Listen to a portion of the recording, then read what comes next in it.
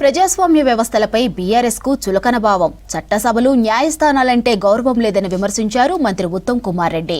ఇక supreme court retired judge సారథ్యంలో నియమించిన జ్యుడిషియల్ కమిషన్ అంటే కూడా లెక్కలేదా అని ప్రశ్నించారు. ప్రజలు గత ఎన్నికల్లో బుద్ధి చెప్పినా ఇప్పటికీ వాళ్లలో మార్పు రాలేదని మండిపడ్డారు. తెలంగాణ సమాజానికి క్షమాపణ చెప్పుకోవాలనే సోయి కూడా లేకపోయిందన్నారు ఉత్తమ్. ఇక కాళేశ్వరం కమిషన్ రిపోర్టుపై హరీష్ వ్యాఖ్యలకు ఘాటుగా రిప్లై ఇచ్చారు ఇరిగేషన్ మినిస్టర్. పార్లమెంటు చట్టం ద్వారా ఏర్పడిన ఎన్డీఎస్ఏ మీద బీఆర్ఎస్ కు నమ్మకం లేదన్నారు మంత్రి ఉత్తమ్. మేడిగడ్డను కుంగబెట్టిన దుర్మార్గులు ఇప్పుడు ఏకంగా సీనియర్ జస్టిస్ పీసీ ఘోష్ను అనుమానిస్తున్నారన్నారు.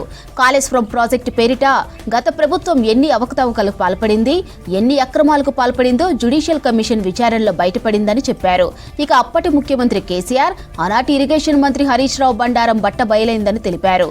ఇక వాస్తవాలు దాచిపెట్టి ప్రజలను మభ్యపెట్టిన బీఆర్ఎస్ నేతల నిజ స్వరూపాన్ని జ్యుడిషియల్ కమిషన్ బయటపెట్టిందన్నారు Uttam. Justice PC Ghosh commission ఇచ్చిన నివేదికలోని అంశాలను మాత్రమే ప్రభుత్వం వెల్లడించిందని, అది రేవంత్ రెడ్డి, ఉత్తమ్ కుమార్ రెడ్డి రాసిన రిపోర్టు కాదనే విషయాన్ని హరీష్ రావు మర్చిపోయినట్లున్నారని అన్నారు. ప్రాణహిత చేవళ్ల ప్రాజెక్టుకు బదులు కాళేశ్వరం ప్రాజెక్టు ఆలోచన మొదలైనప్పటి నుంచి డిజైన్లు, నిర్మాణంలో లోపాలు, మేడిగడ్డ బ్యారేజ్ కుంగుపాటు వరకు జరిగిన అవకతవకలన్నిటిపై కమిషన్ సమగ్రంగా విచారణ జరిపిందన్నారు.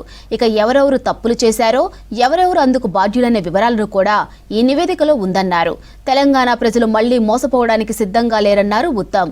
హరీష్ అబద్దపు సాక్ష్యాలు, బుకాయింపులన్నీ న్యాయ వ్యవస్థ ముందు అబద్దాలుగా తేలిపోయాయని, ఆయన చేసిన తప్పులన్నీ బయటపడ్డాయని చెప్పారు. ప్రభుత్వం ఈ నివేదికపై ఎలాంటి చర్యలు తీసుకుంటుందనే భయం వాళ్ళను వెంటాడుతుందన్నారు ఉత్తమ్. నారాయణపేట కొడంగల్ ప్రాజెక్టుకు ఉమ్మడి రాష్ట్రంలోనే జీవో ఇచ్చారు. మా ప్రభుత్వం ₹1 బిల్లు కూడా ఇప్పటి వరకు ఆ ప్రాజెక్టుకి ఇవ్వలేదు. ఇక్కడే కాదు, ఎక్కడైనా పనులు జరగకుండా ₹1 బిల్లు ఇవ్వకూడదని మా ముఖ్యమంత్రి స్పష్టమైన ఆదేశాలు జారీ చేశారన్నారు ఉత్తమ్. చివరకు కేబినెట్ ఆమోదం లేకుండానే మామాళ్లు సంతకాలు చేసుకుని కాళేశ్వరం ప్రాజెక్టు కట్టి తెలంగాణ ప్రజలను దగా చేశారన్నారు.